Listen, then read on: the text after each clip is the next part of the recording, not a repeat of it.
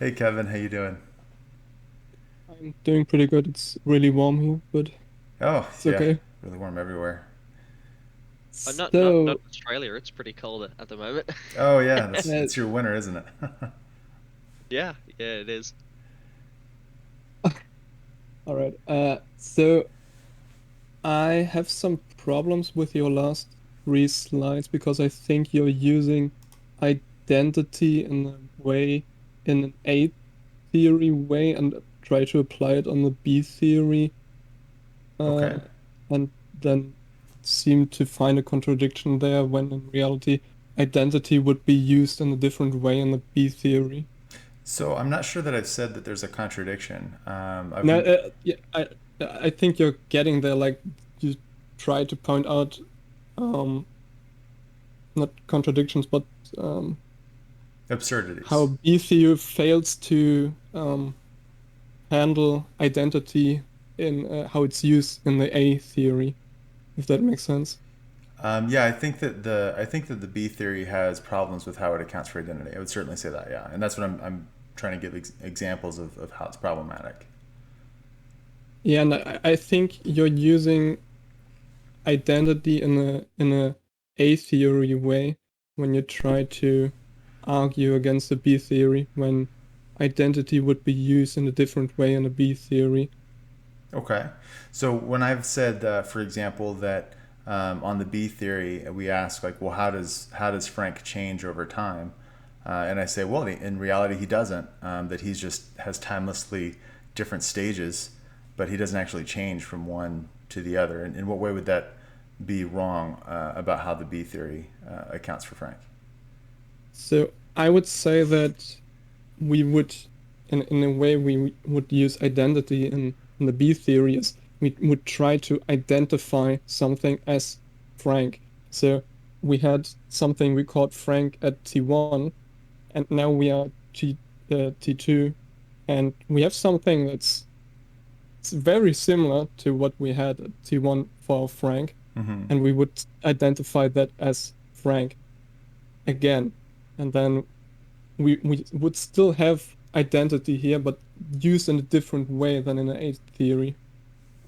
Now, you surely don't mean that, like T2, for example, that the three dimensional object at T2 is identical to the. No, I know.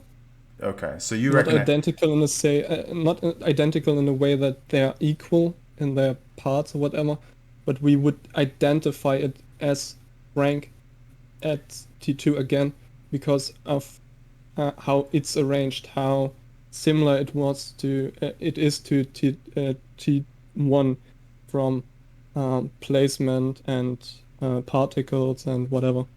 So, on the B theory, Frank is the four dimensional object.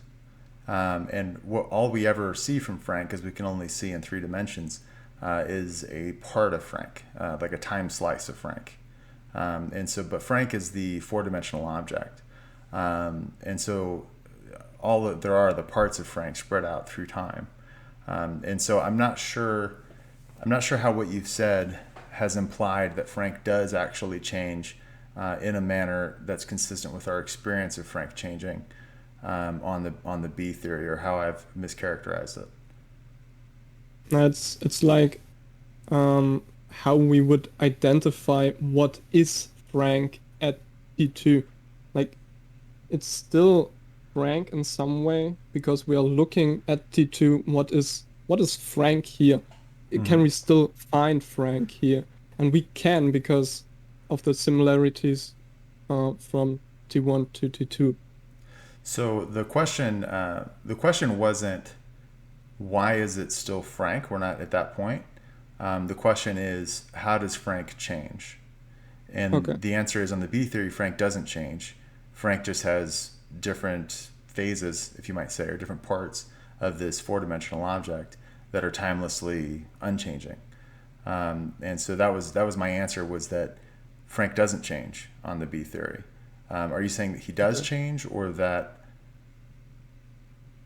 I'm Mm, not saying we can't identify T2 Frank as T1 Frank. I'm not. That's not been part of my claim so far.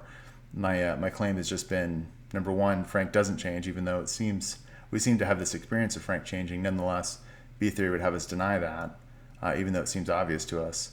That was the first part, and then the second part is that it seems like it's hard to understand how it is that Frank at T7, since it's a different center of consciousness and a different three-dimensional object that is the body, how that would be morally praiseworthy. It's not how it is still Frank, because it's on B3, it's a part of Frank. Frank is the four-dimensional perduring object. It's not that, that's not the claim here. The claim is, why are we praising T7 for what T1 did when T7 is a different center of consciousness, different physical body? I'd say because we have memories of the past, in quotes. Okay.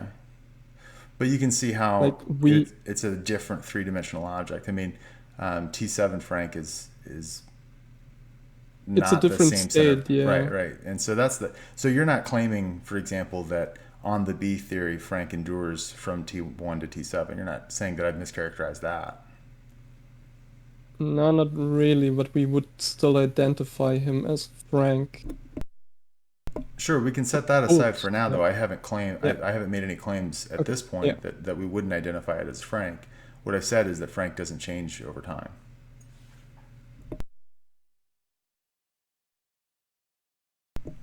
Kinda. I think again, it feels like you're using Frank in a A theory way when we are talking about the B theory here. Okay, in what way am I using it incorrectly? It's it's a bit hard to explain because let me think about it first and then I come back. Okay, all right. Thanks, Kevin. Thank you for listening. If you found this helpful, please like and subscribe. Please also look at the show notes in order to find a link to our group so that you can join our next discussion. I look forward to chatting with you.